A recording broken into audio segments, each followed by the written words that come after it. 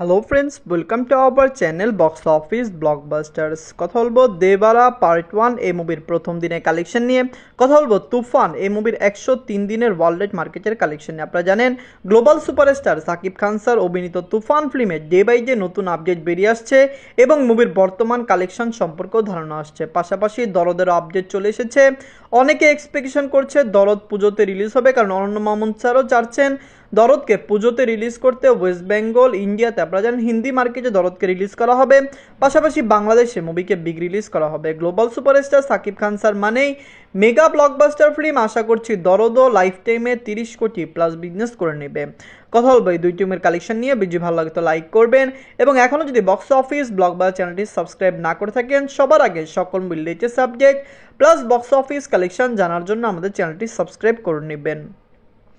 প্রথমত বলবো দেবারা পার্ট 1 নিয়ে। বাজেট হলো 300 কোটি রুপি। লিডার আপনারা জানেন জুনিয়র এনটিআর স্যার এর প্রথম দিন কমপ্লিট করে নিয়েছে। জুনিয়র এনটিআর স্যার অভিনীত প্যান ইন্ডিয়া ফিল্ম দেবারা পার্ট 1 মুভির রিভিউ পজিটিভ এসেছে।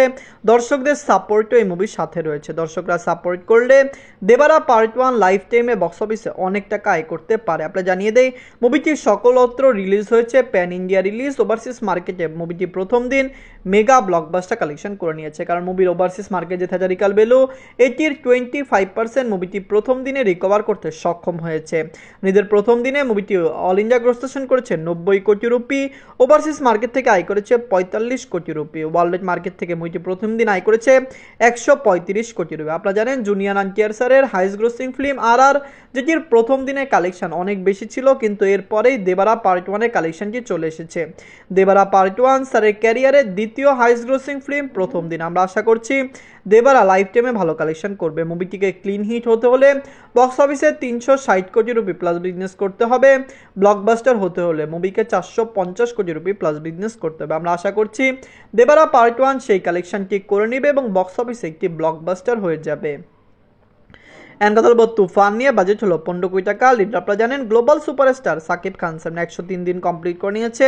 তুফান বাংলাদেশে চলছে, মালয়েশিয়াতে চলছে, মুভিটি হিন্দি মার্কেট বিহারে চলছে, ওয়েস্ট বেঙ্গলে চলছে, মুভিটি ইউএসএ, ইউকে, ইউএই, অস্ট্রেলিয়াতে চলছে। সকল কান্ট্রিতে তুফান ডে বাই ডে ভালো কালেকশন করে আসছে। ফ্যামিলিসের সাপোর্ট ভালোবাসায় তুফান লাইফ টাইমে আরও বেশি কালেকশন করতে পারে। বাংলাদেশের ইতিহাসের সবচেয়ে বড় বিগেস্ট ব্লকবাস্টার ফিল্ম হলো তুফান। আপনারা জানেন অফিসিয়ালি মুভিটি 1 মাস আগে ডিক্লেয়ার করা হয়েছিল, 56 কোটি টাকা প্লাস বিজনেস করেছে। 1 মাস পরে মুভিটি রানিং চলছে। মুভিটি কত টাকা আয় করতে পারে আপনারাই চিন্তা করতে পারেন। আমরা আশা করছি তুফান ডে বাই ডে ভালো কালেকশন করবে। বাংলাদেশের ইতিহাসে সবচেয়ে বড় বিগেস্ট ব্লকবাস্টার ফিল্মটি লাইফ টাইমে 80 কোটি টাকা প্লাস বিজনেস করে নেবে। নিজের 103 দিনে মুভিটি বাংলাদেশ থেকে আয় করেছে 10 লক্ষ টাকা।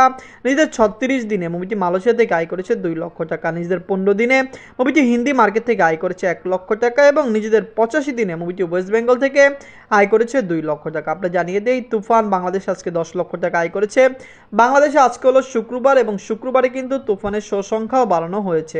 আমরা যেরকম এক্সপেক্ট করেছিলাম তুফান বাংলাদেশে আজকে এর চেয়েও ভালো কালেকশন করেছে।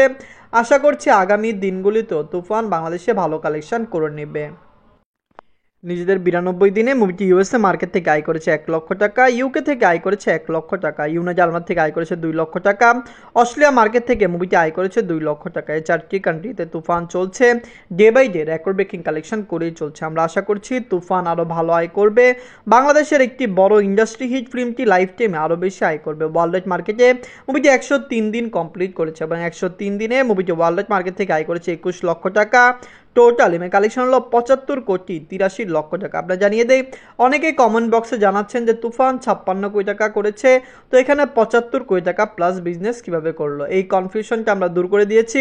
কারণ আপনারা জানেন তুফান 1 মাস আগে, আপনারা জানেন মুভিটিকে মালয়েশিয়াতে রিলিজ করার আগে, হিন্দি মার্কেটে রিলিজ করার আগে একটি কালেকশন ডিক্লেয়ার করা হয়েছিল 56 কোটি টাকা, কিন্তু এরপরে তুফান এখনও বাংলাদেশের সিনেপ্লেক্স মাল্টিপ্লেক্সে রানিং চলছে, ইউএসএ, ইউএই, ইউকে, অস্ট্রেলিয়াতে চলছে। আপনারা জানেন অস্ট্রেলিয়াতে মুভিটি 60টি শোতে চলছে, যেখানে এখনও মুভির কালেকশন ভালো এসেছে। পাশাপাশি সকল জায়গা থেকে তুফান এখনও ডে বাই ডে ভালো কালেকশন করেই চলছে। গ্লোবাল মার্কেটে মুভিটি চলছে, বাংলাদেশের মার্কেটে মুভিটি চলছে, হিন্দিতে চলছে, ওয়েস্ট বেঙ্গলের সিঙ্গেল স্ক্রিনে চলছে। তো 56 কোটি টাকা আয় করার পরে মুভিটি 1 মাসে কত টাকা আয় করতে পেরেছে এটি আপনারাও বুঝতে পেরেছেন। আশা করছি তুফান আরও লং টাইম রান করবে, দরদ রিলিজ হওয়ার আগে পর্যন্ত চলবে এবং অবশ্যই মুভিটি বক্স অফিসে একটি মেগা ব্লকবাস্টার কালেকশন করেছে এবং করবে। তুফান, দেবারা পার্ট 1 এই দুইটি ফিল্ম যারা যারা না দেখে থাকেন দেখবেন। ওয়েস্ট বেঙ্গলের দর্শকরা দেবারা পার্ট 1 আজকে দেখেছেন, আশা করছি তারা রিভিউতে জানিয়ে দিবেন দেবারা পার্ট 1 আপনাদের কেমন লেগেছে। ধন্যবাদ।